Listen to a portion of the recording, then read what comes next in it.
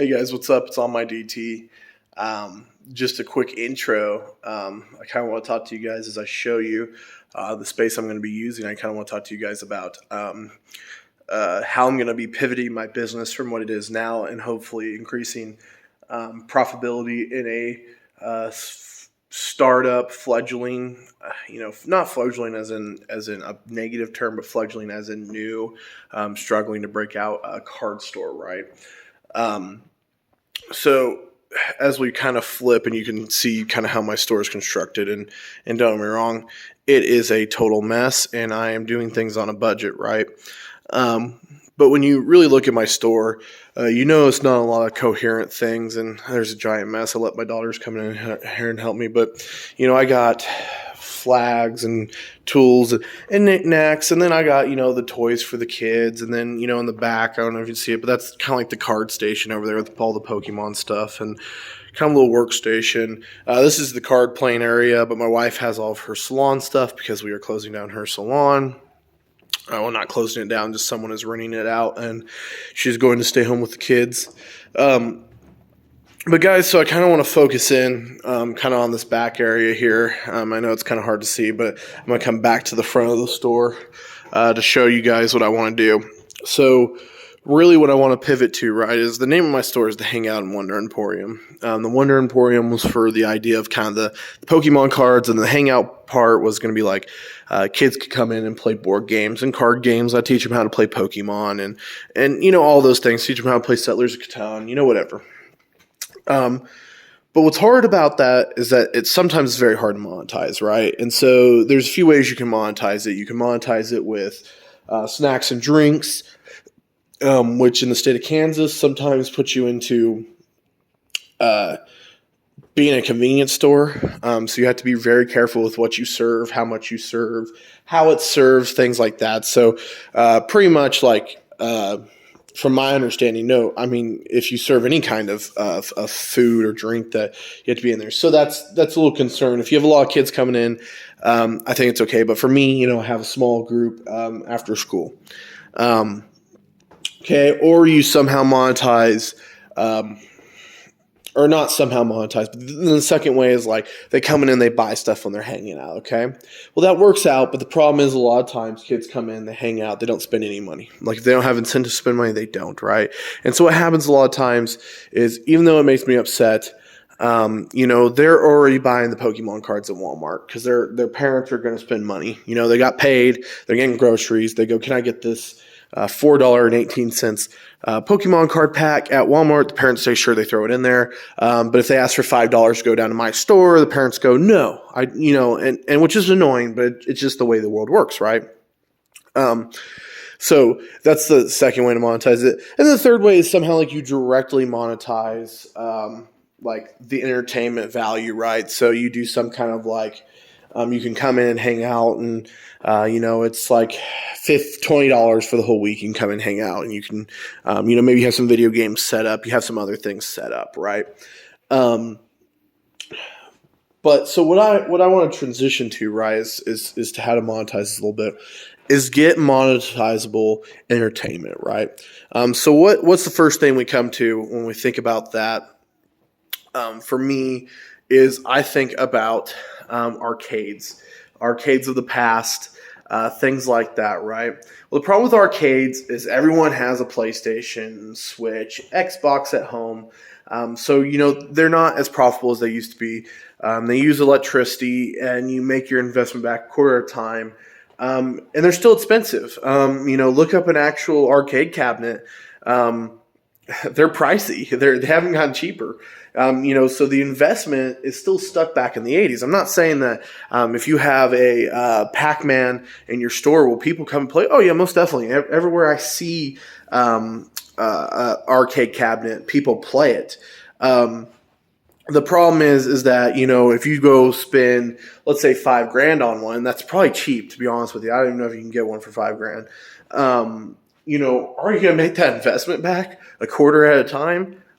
I'm not. I mean, I'm just going to tell you that by the time you use up the electricity and all that deal, they'll make arcade cabinets illegal because they won't be efficient enough. You know what I'm saying? Like, So that's kind of like, one of the issues that I face with thinking about monetizing that way. But I've been looking into like what is the modern arcade, right? So what was the thing that arcades filled up, right? Home entertainment. Now we call them video games, right? I don't think that was the term for it back then, right? But pretty much you didn't have a home console in your house, so you would after school go down the arcade. You'd put in your quarter because your parents would give you a few quarters maybe, or you take them out of your mom's purse or whatever, and you go play arcade games. Even I talked to a fellow who owned an arcade in a mall, and people spent their lunch breaks there. People hung out there. They met their wives there. They met their girlfriends there. They met their boyfriends, husbands, all that stuff, right? It was a cool deal. So I was searching on YouTube of all places. That's crazy because you're also on YouTube looking up good stuff. Like, comment, subscribe, guys. But I was on YouTube and a video for a conference about location-based VR came up, right? And so what location-based VR is pretty much, in layman terms, is an arcade using VR. So that got my head rolling. Would I pay to go do that? No, I wouldn't because I don't like VR. But no, I mean I do. I just I don't fall for gimmicks like a lot. I guess I don't know. Like to me, it's not something that when I play video games, I want to sit down and relax, watch a YouTube video. That's just me. I know other people aren't that way. They want to be immersed, and that's what VR games do. But yeah, so I thought, wow, like when I was 8 years old, would I pay to come do that? I would. And this video, it went in depth. It went on like what you should charge, what price is successful. So, I mean, I was in my head, I was thinking, oh yeah, I charge like $60 an hour. And they even like put on there like, the companies that fail charge $60 an hour, or $1 a minute. Like you better be closer to like 50 cents a minute. So $30, which, hey, that makes sense, right? But then my thought was like, okay, the barrier to entry. What's the barrier to entry? VR is getting cheap, guys. I don't know if it'll work because, like, don't get me wrong, like, they're standalones. They're probably not as good as the ones you hook up to your gaming computer and you got a graphics card, all that. But, the Oculus Quest 2 is like $399 for 256 gigabytes, right? That's a lot of games. That's a lot of games on there. So, guys, pretty much what I'm doing is I'm thinking somewhere in this area, right? Which I got a table behind me, so let me wrap around. Or over here. I don't know where to do it, right? Or maybe I should do it in the back in one of the rooms. But to block off like a 25 square foot area in here, right? More in a square. I mean, it might have to be less than that. Because each block is about, it's 2 by 2, so it's about 4 square feet. So like 4, 8, 12, 16. So that'd be like 32. And this would be 48. So yeah, like that would be like a 50 square foot area is about right here, unless I'm MacGuffin in the math. You guys can tell me if I'm wrong or not. But pretty much set this up with like blocking it off, right, with wire, or not wires, but kind of like when you see the movie theaters or at airports, that where it's like the red. I can't even think of the word, but I think you guys get what I'm saying. Where you like, you let people in, like, oh, right this way, sir, and you let them in. I don't know. But then put some padding on the wall, of course. There's like a lot of nails and stuff on the wall as well. I'll take those out. But put some padding on the wall. Put a TV up there so people can see it. And then like let kids play, I'm going to start off, I think, with 2. That's about probably, if I download 4 games, I think most of them are like $30 a piece or so. So 4 games would be $120. Times that by 2 would be like $240, plus the $800. So you're talking about like $1,000 investment. But we're talking that on both helmets, if you use both helmets 2 times or 10 times, right? So do the math with me, guys. So 10 times, both the helmets being used, or VR sets, whatever you want to call them, being used 10 times, right?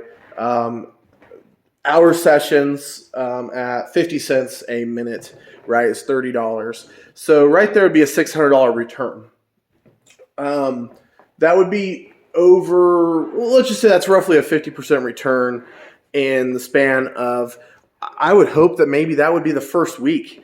And that's for me, that's a rule. I'm in a rural area. So for first week, that would be great. Um, but a lot of places, guys, maybe you're looking at competition with actual VR arcades. I'm not, so I mean, you have to gauge it, but that's unbelievable. I mean, there's very few items that you can buy and put in a brick and mortar and get there.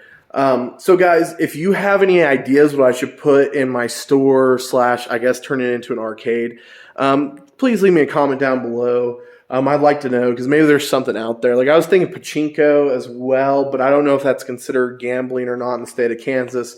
I can't find too much about it.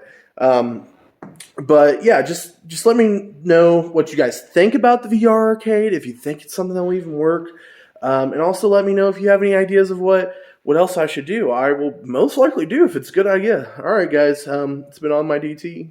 Peace out.